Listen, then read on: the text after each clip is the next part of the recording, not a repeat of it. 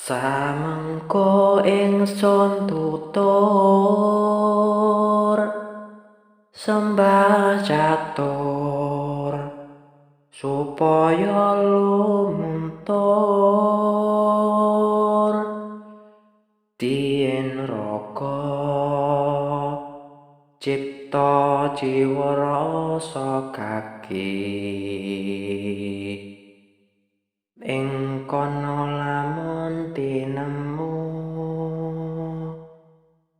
tandha nugrahaning manon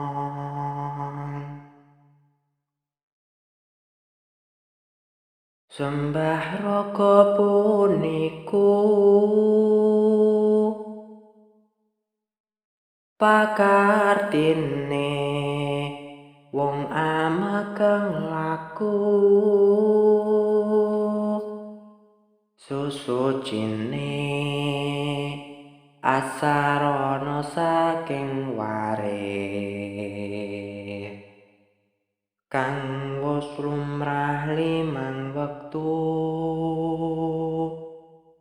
wantu watak ing wewaton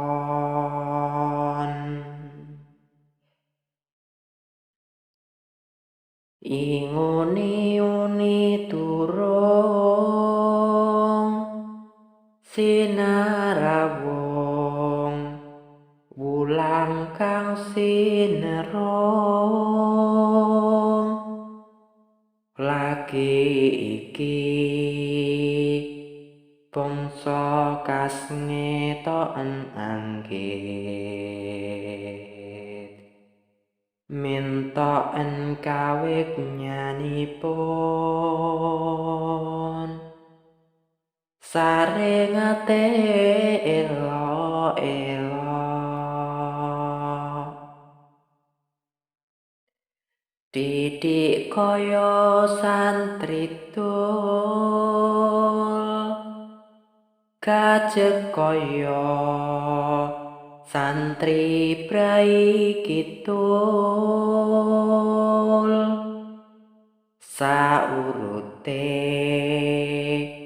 pacitan pinggir pesisir ewon wong kang padha nggugu anggere padha nyelemong kesusu arsa weruh cahyaning hyang kini roten kawruh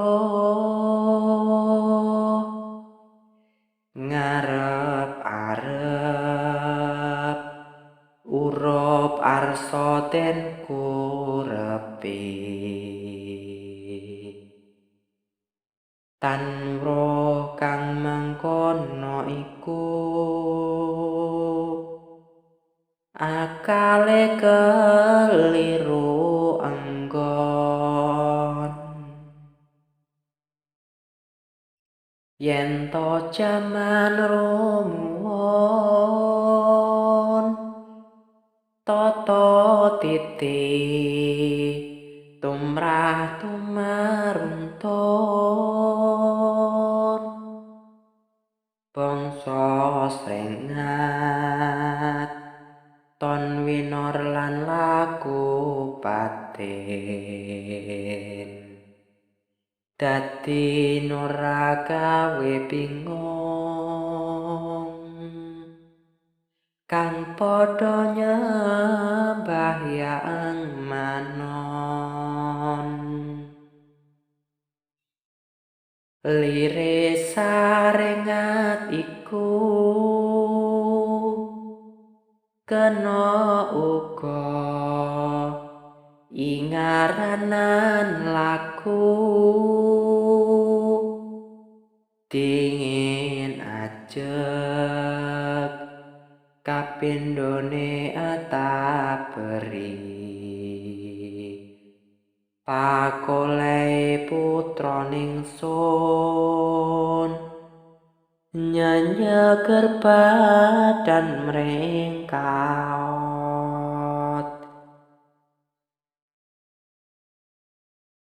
Wong seger badanipun,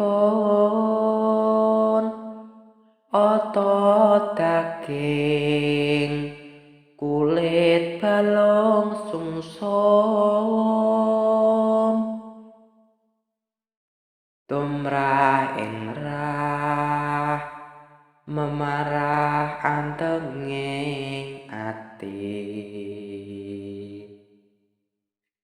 Antenging ati nunungku, angruwat-ruwete ing batos. Mangkono mungguh ingsun, ananging to sarehne asnapun beda-beda, pandu ming dumati. Sayektine ora jumbuh, tekad kang padha linakon.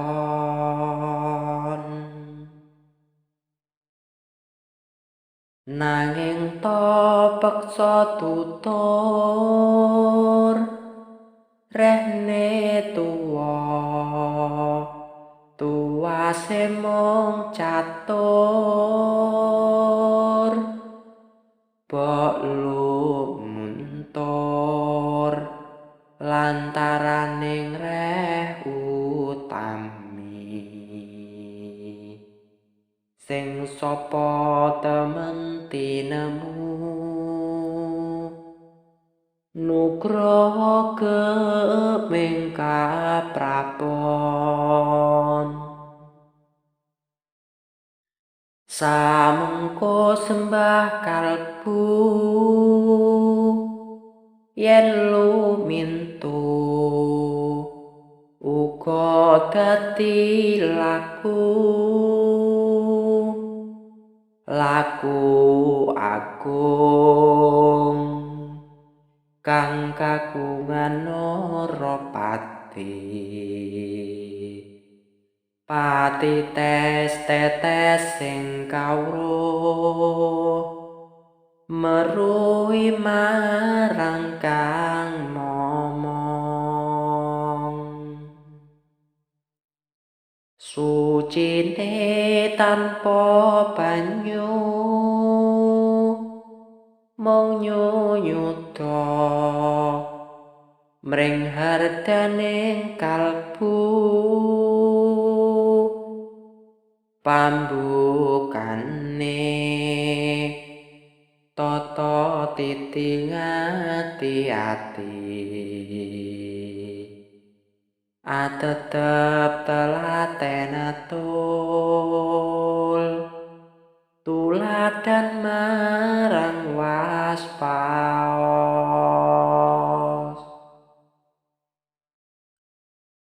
Mring jatining pandulu, pandu ing ndon, dedalan satuhu. Lamun lugu, legutaning reh maligi. Lakeane tumalawung, wenganing alam kinaot.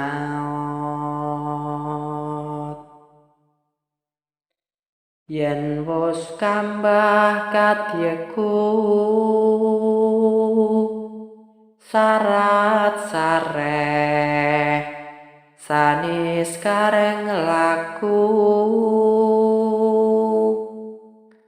Kelakone saka eneng-ening eling.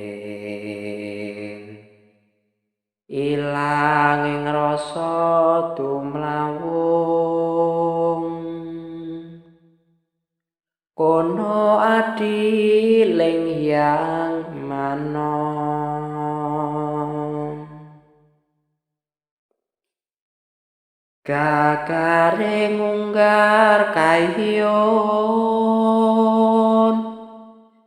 tan kayungyon mring ayuning kayon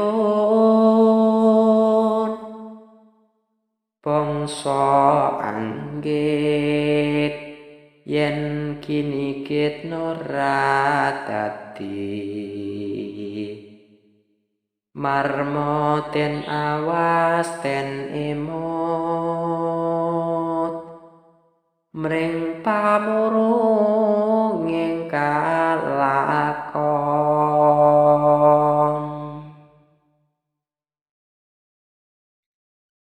samengko kang tinutur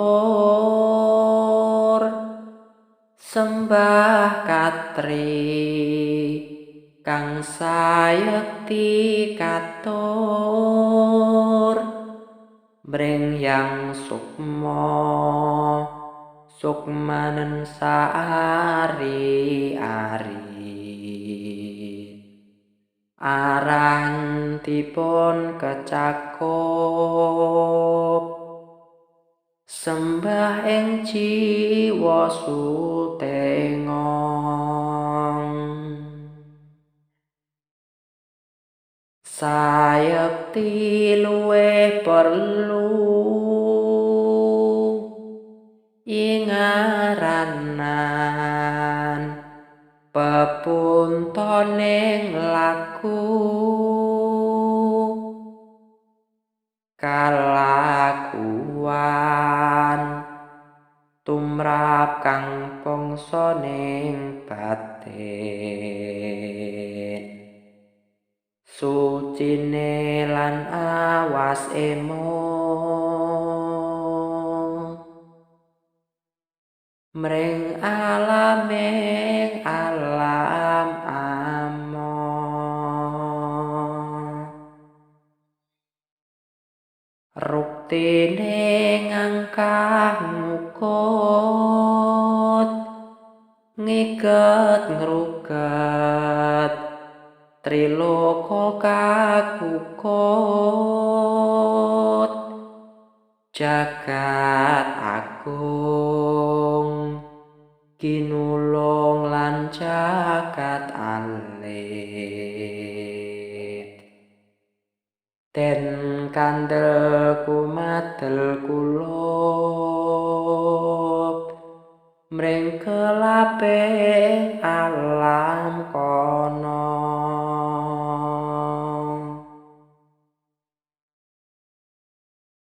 kaleme mawi limut kalamatan jroning alam kanyut sanyatane iku kanyatan kaki sejatine yen tan emot sayekti tan bisa awor pamite saka luyut sarwa sareh salirih pangayut lamun yitno kayitnan kang mitayani tarlen mung pribadinipun kang katon tinonton kono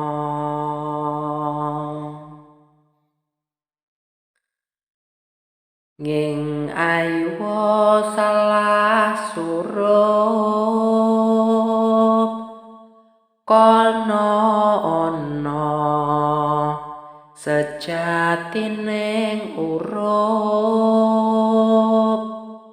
yeku urup pangarep uriping budi sumirat sirat narawung kadya kartika katonton yeku wenganing kalbu kabukane kang wengkuwi nengku wewengkone wis kawengku ning siriki nging sira uga kawengku mrengkang pindha kartika pyor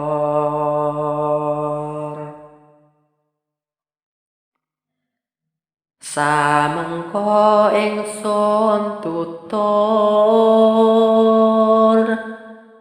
gantya sembah ingkang kaping catur sembah rasa karo sawa sing dumadi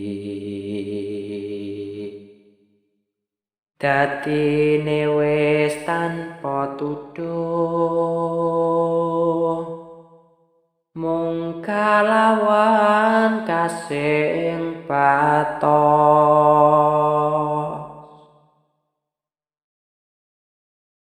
kalamun durung lugu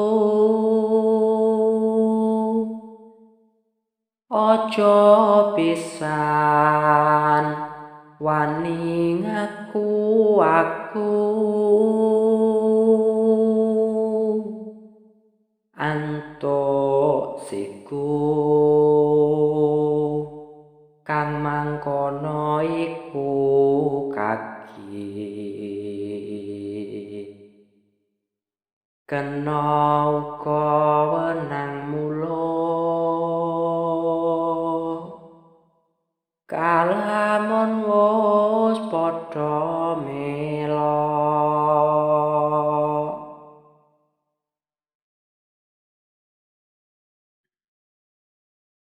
meloke ujar iku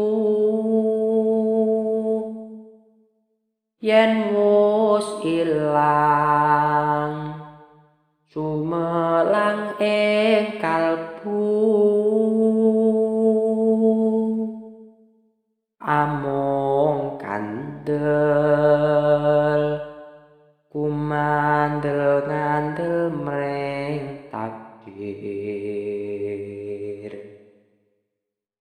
iku ten awas ten emo ten memet yen arsa momo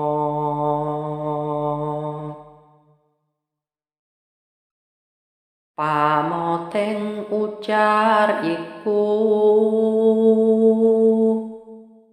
kudu santosa ing budi teguh sarta sabar tawakal kaweng ati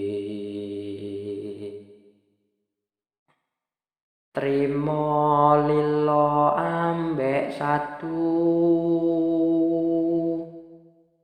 weruh wekas sing tumatos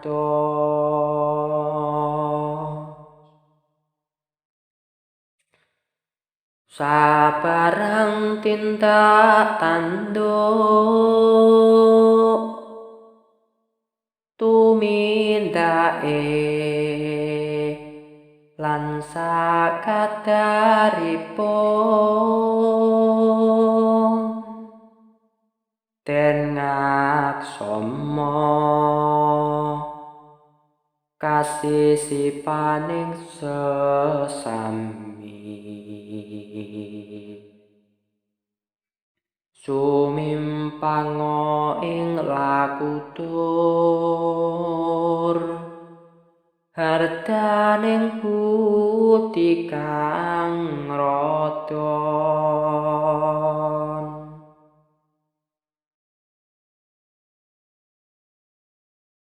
Dadya wruh iya dudu yeku minangka pandhaming kalbu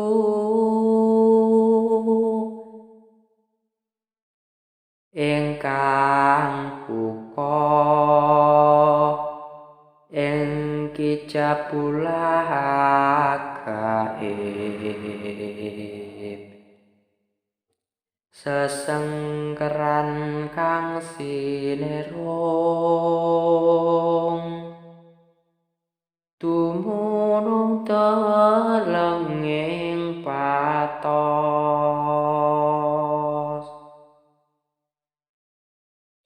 Rasaning urip iku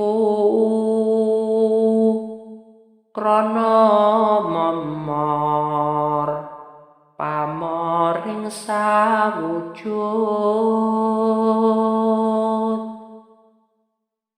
wujud Allah sumrambah ngalam sakalir. Lir manis kelawan matu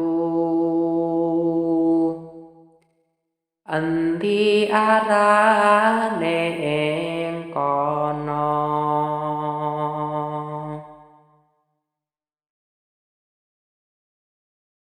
Endi manis endi matu yen wis bisa nuksmeng pasang semu.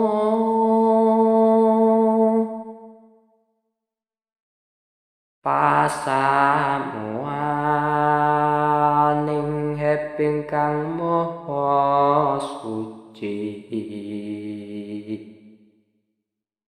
kasikep ing tias kacakup kasat mata lair batos.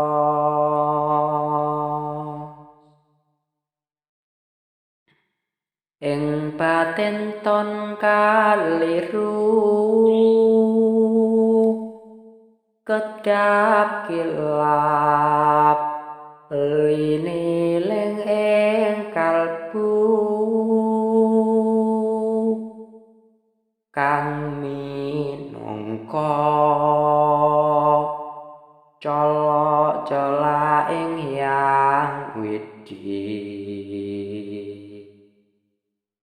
Widadaning budi satu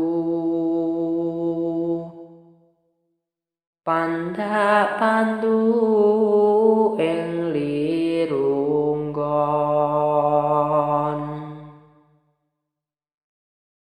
nggonira mrih tulus kalaksitaning reh kang rinuruh ngoyonira mrih wikalwanane gaib. Paranta lamun ton weruh sasmita jatining endhog.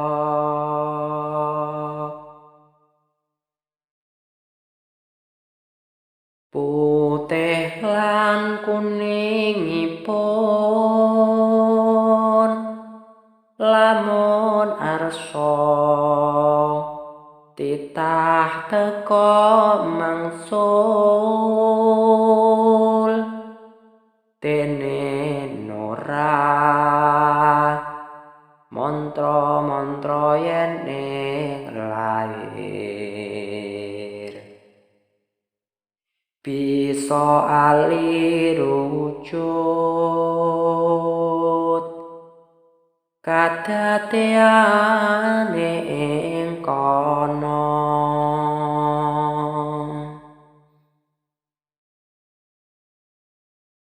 Istingaraton metu lawan istingaraton lumebu dene ing jero wekasane dadi jauhi. Rasakno kang tuwajuh aja kongsi kabasturon.